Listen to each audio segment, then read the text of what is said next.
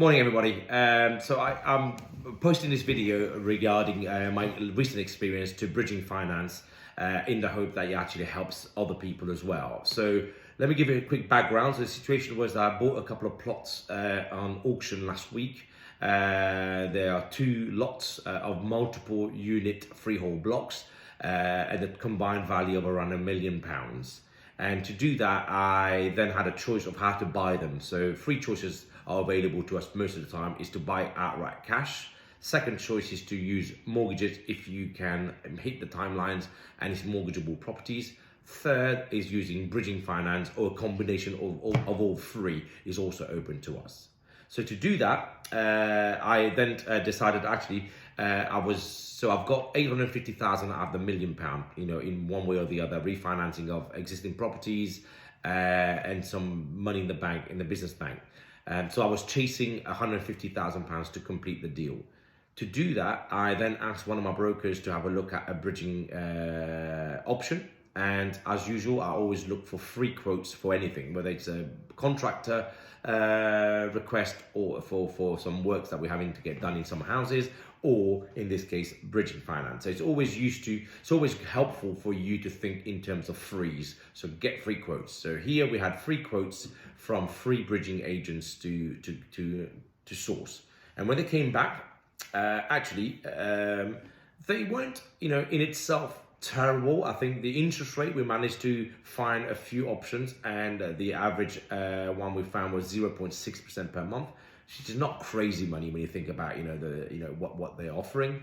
I've managed to negotiate the arrangement fee from the average was between 1 and 2% of the loan amount. But I've managed to get it down to 1% of the loan amount. So that was also a good savings there. So that's the second thing. The third thing was around valuation and legal costs. So when you're bridging, you need to obviously get a valuation done on behalf of the bridgers so that they know what they're putting money towards. And the average cost that came back for one of those properties was around £1,400.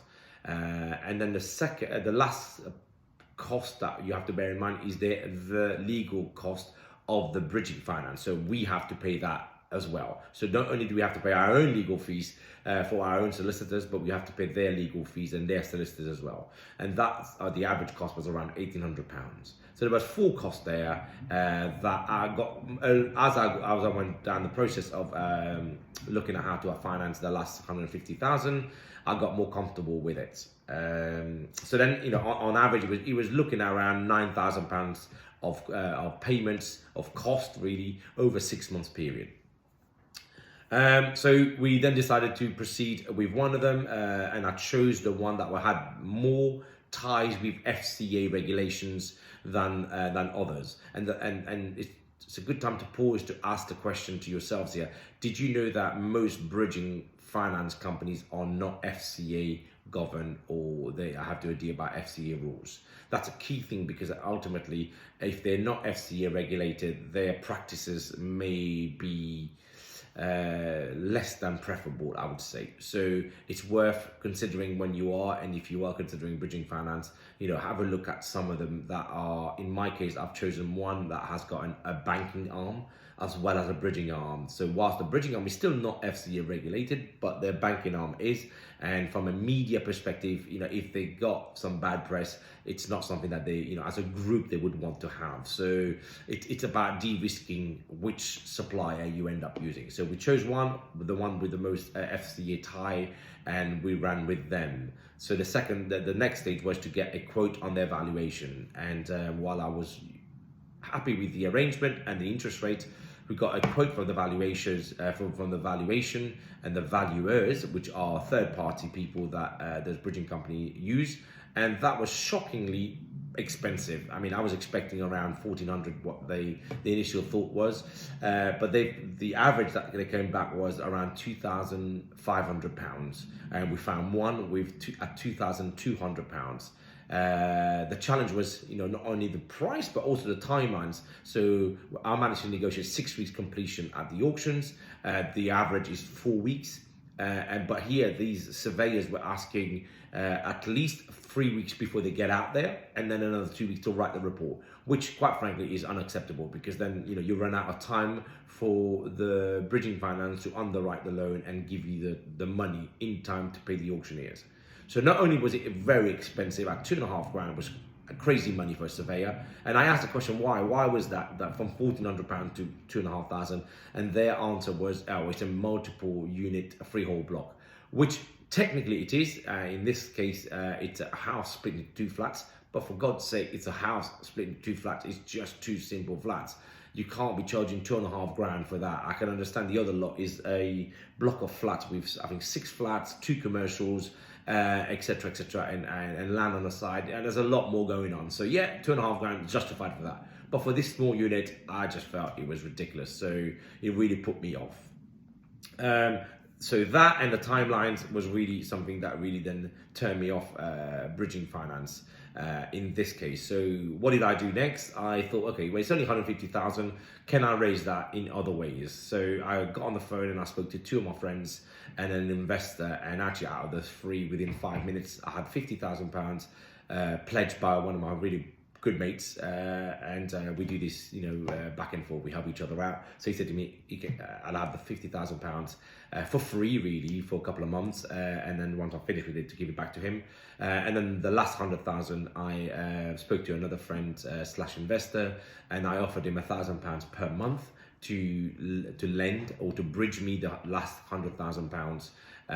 So that I can get over that line. And actually, he was absolutely happy with that, and he decided that he was going to take that offer. So for me personally, that's a great thing, because I would rather pay £1,000 a month to this person who is within my investor network that will then benefit him, than to give that money to institutions. So I think for me, it's a win-win-win. So I win because the company saves quite a lot of money, to the tune of around £12,000, really, from 15,000 by the bridger, with all the cost that comes with it. I pay, say, £3,000 to this investor for 3 months on £100,000. The 50,000 is free, so I end up saving £12,000 literally by the ring of 2 calls, by me making 2 or 3 calls. And that's how I've decided to proceed with it. The money, it's now the 1st of April. It's not April Fool's. It is April Fool's, but this is not an April Fool's. So the money has been pretty much hit my account, the business account now. So we're good to go. So that's been done already. So in conclusion, I would say these were my final kind of thoughts around bridging finance. Again, so 23 years, I've done this twice.